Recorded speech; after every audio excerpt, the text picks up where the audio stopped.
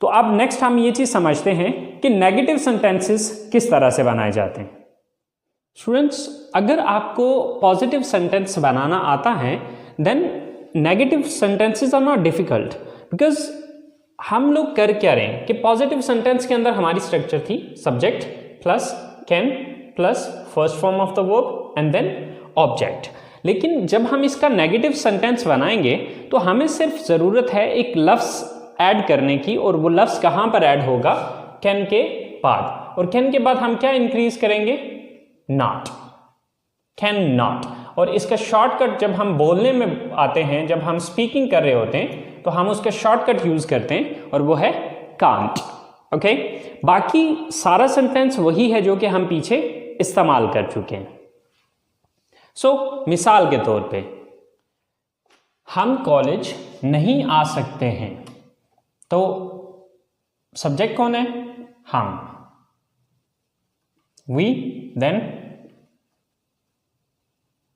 Can't, we can't. Verb क्या है? आना, come, we can't come to college today, we can't come to college today.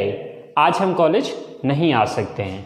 आप English नहीं बोल सकते हैं, सब्जेक्ट कौन है? यू, देन कैन नॉट या कांट, यू कांट। अब देख रहे हैं वर्ब क्या है? बोलना, स्पीक, यू कांट स्पीक। क्या बोलने की बात हो रही है? English, you can't speak English. आप इंग्लिश नहीं बोल सकते हैं। वो खाना नहीं पका सकती, सब्जेक्ट कौन है? वो, she, then can't, then verb क्या है? पकाना, कुक, शी कांट कुक। क्या नहीं पका सकती है? खाना, the food, she can't cook the food. वो खाना नहीं पका सकती है। आसिम गाड़ी नहीं चला सकता है, सो सब्जेक्ट कौन है? Asim, then can't, Asim can't. Then verb क्या है यहाँ पे? गाड़ी चलाना, ड्राइव, आसिम कांट ड्राइव। किस चीज को चलाने की बात हो रही है? गाड़ी को, the car, Asim can't drive the car. So students, आपने देखा होगा कि हमने जो पिछले पॉजिटिव सेंटेंसेस बनाए थे, अब पॉजिटिव सेंटेंसेस के अंदर और नेगेटिव सेंटेंसेस के अंदर जो फर्क है वो सिर्फ नॉट का आ रहा है। यानी कि वहां पर हम पहले कैन यूज कर रहे थे, अब कांट या कैन नॉट यूज कर रहे हैं। अगर आप फुल फॉर्म में यूज करेंगे, लेकिन गाइस एक चीज आपने याद रखनी है कि राइटिंग के अंदर हमेशा पूरा लफ्ज ही आता है, ठीक है? आपने राइटिंग के अंदर कांट नहीं लिखना है, राइटिंग के अंदर आप पूरा कैन नॉट ही लिखेंगे, लेकिन स्पीकिंग के अंदर आपने कांट यूज करना है। सो अब हम इसकी तीसरी टाइप पढ़ते हैं सेंटेंसेस की, इंटरोगेटिव सेंटेंसेस। यानी कि हमें किसी से सवाल भी तो करना पड़ सकता है, तो जब हम इंटरोगेटिव सेंटेंसेस बनाएंगे तो उस सूरत में हम क्या चेंज करेंगे, उसके लिए एक छोटा सा रूल आपको पहले भी पिछली क्लासेस के अंदर मैंने आपको बताया था कि नेगेटिव सेंटेंसेस के अंदर ये चीज देखा करें कि किस लफ्ज के बाद हमने नॉट लगाया। जिस लफ्ज के बाद नॉट लगाया हुआ उसी लफ्ज को उठा के जुमले के शुरू में ले आए तो वो इंटरोगेटिव बन जाएगा। जैसे कि यहां पर हमने जो नॉट यूज किया था वो किसके बाद किया था? कैन के बाद नॉट यूज किया था।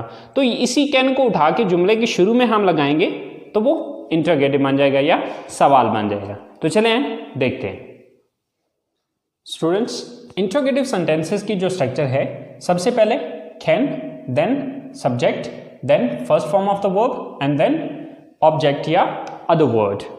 सो स्टूडेंट्स, लास्ट पे इसके क्वेश्चन मार्क दिया जाएगा क्योंकि ये सवाल है। सो अब जैसे कि हमारे पास 4 सेंटेंसेस लिखे हुए हैं, क्या हम यहां बैठ सकते हैं? So first of all can, then subject, subject कौन है यहां पे? हम, we, can we. Verb, verb क्या है? बैठना, एक्शन कौन सा है? बैठना, so can we sit. Then other word क्या है यहां पे? यहां, so can we sit here. यहां की इंग्लिश क्या है? Here. Can we sit here, क्या हम यहां बैठ सकते हैं? नेक्स्ट सेंटेंस है क्या आप मुझे फोन कर सकते हैं? So first of all can, then subject क्या है? आप, you, can you, then verb क्या है? फोन करना, कॉल, कैन यू कॉल। अब किसको फोन करना है? ऑब्जेक्ट क्या है यहां पे? मुझे, me, can you call me, क्या आप मुझे फोन कर सकते हैं? Same like that third sentence है, क्या वो आपकी मदद कर सकते हैं? So first of all can, then subject, subject क्या है? वो, can they, then first form of the verb, verb क्या है यहां पे? एक्शन कौन सा है? मदद करना, हेल्प, कैन दे हेल्प, किसकी मदद करने की बात हो रही है? आपकी। सो आपकी इंग्लिश क्या है? You, can they help you, can they help you, क्या वो आपकी मदद कर सकते हैं? इसी तरह से लास्ट सेंटेंस है, क्या मैं आपका कंप्यूटर इस्तेमाल कर सकता हूं? सो सबसे पहले कैन, देन सब्जेक्ट क्या है? इस्तेमाल करने वाला कौन है? किसने इस्तेमाल करना है? मैंने, आई, कैन आई, वर्ब क्या है? इस्तेमाल करना, यूज, कैन आई यूज, किसको इस्तेमाल करना है? आपका कंप्यूटर, योर कंप्यूटर।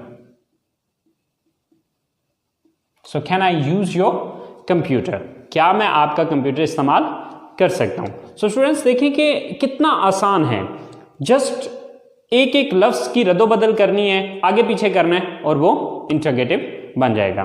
तो अब इसके बाद हम जरा तीनों सेंटेंसेस को, पॉजिटिव, नेगेटिव और इंटरोगेटिव सेंटेंस को आपस में कंपेयर करके देखते हैं कि इनको जब हम इकट्ठे लिखेंगे तो क्या डिफरेंस क्या आ रहा है। तो चलिए स्टूडेंट्स देखते हैं।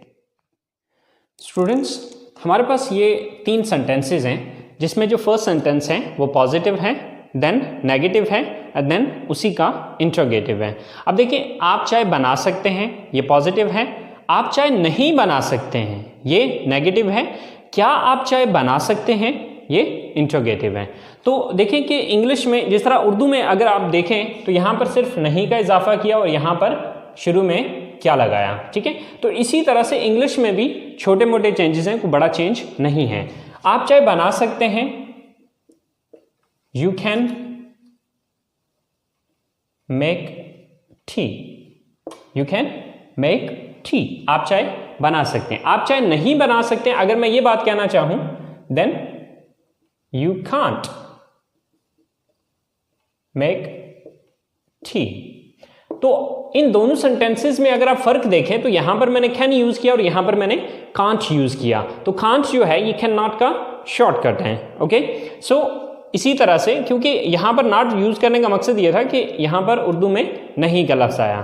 सो इसी तरह से जब मैं इसका सवाल बनाऊंगा तो ये कैन जो है, क्योंकि मैंने आपको एक फार्मूला बताया था कि जब भी आपको नेगेटिव बनाते हैं तो नेगेटिव में देखें किस लफ्ज के बाद नॉट लगाए। तो यहां पर नॉट हमने किसके बाद लगाया था? कैन के बाद। तो इस कैन को उठा के शुरू में ले आए, बाकी सेंटेंस वही रहेगा।